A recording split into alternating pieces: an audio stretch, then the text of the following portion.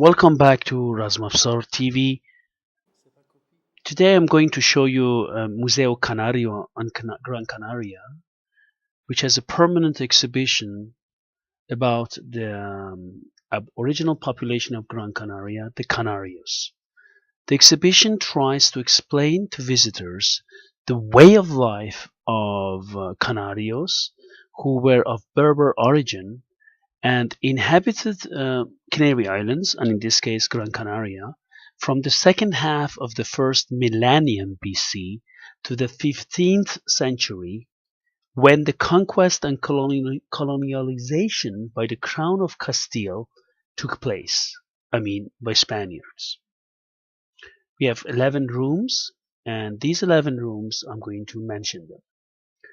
First is the habitat of Los Canarios, then the lithic technology. Number 3 is economic activity and natural resources.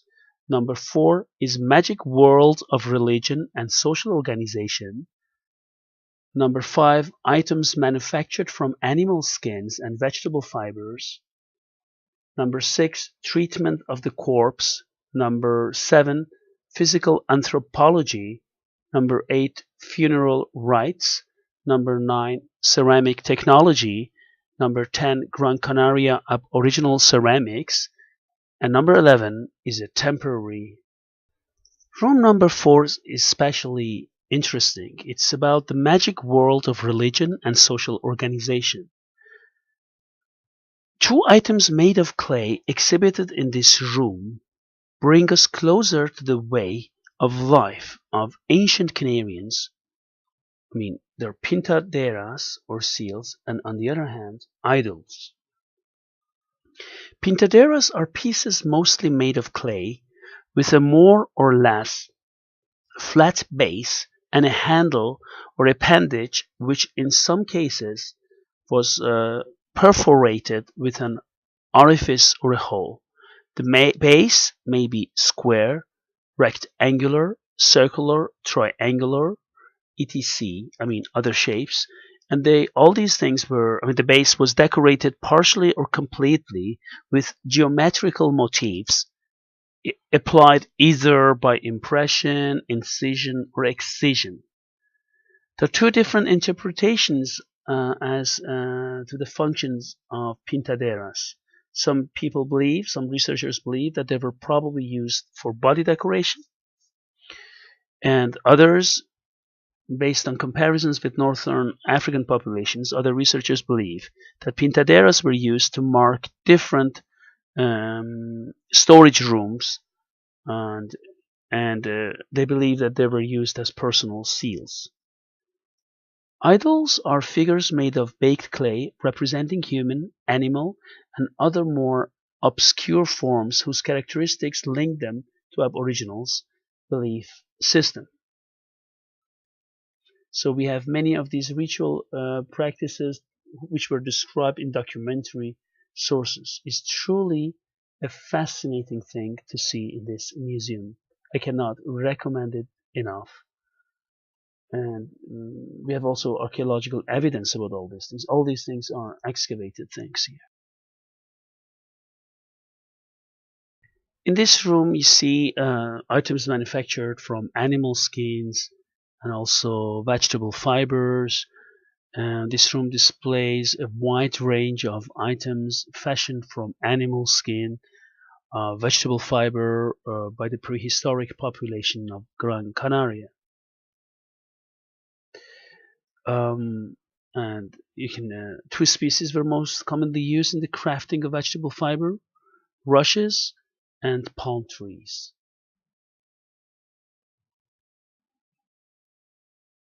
This area is very interesting. Funeral rites. The necropolis of the ancient Canarians were located close to where they lived, dwelling areas, and they were in use over several generations. They were collective funerary spaces where individuals who had shared the same habitat and had developed social and economic links were buried there.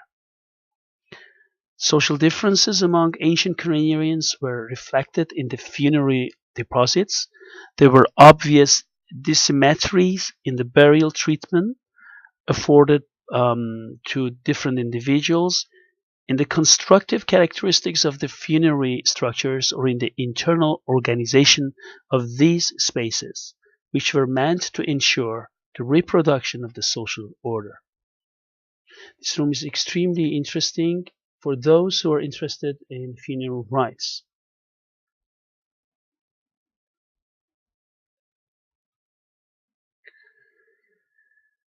You have also a scale model of the burial mound at La Guanche, Galdar, as well as a reproduction of a burial cave, two examples of the ancient Canarians' funerary practices. So these exhibits help explain the way experts may reconstruct the way of life of ancient populations based on an analysis of their illnesses and other problems they had. Also analysis of fractures, for example, caused by accidents or degenerative diseases and illnesses. Some of them related to the some of them, these things related to the frequency of certain activities, tumors, and so on. They can be analyzed by experts.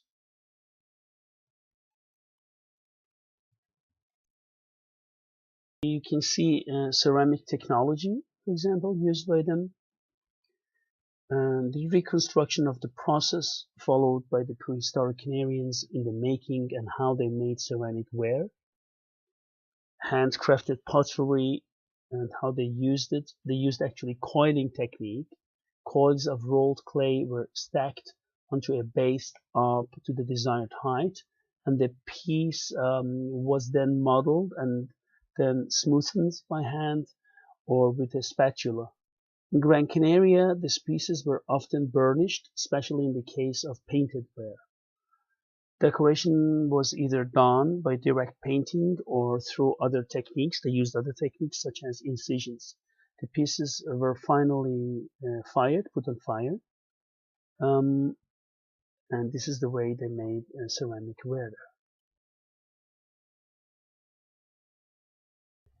The chronicles, both at the time of the conquest and later chronicles, they agree and coincide in pointing out that it was the women who were in charge of making pottery.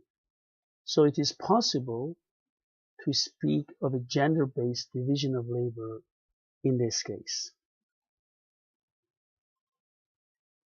I really hope that you liked this exhibition, some parts of it, of course, of Museo Canario.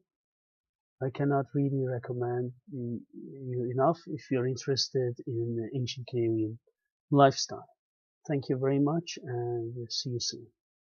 Please subscribe to our channel.